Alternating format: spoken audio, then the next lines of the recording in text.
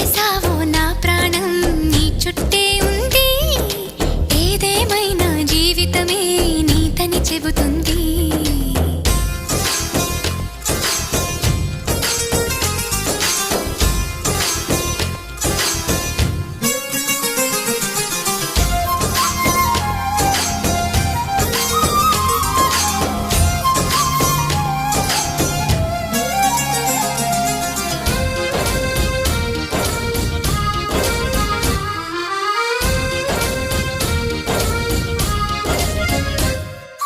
పాపాయల్లే నా ముందు కుదురుగా కూర్చుంటే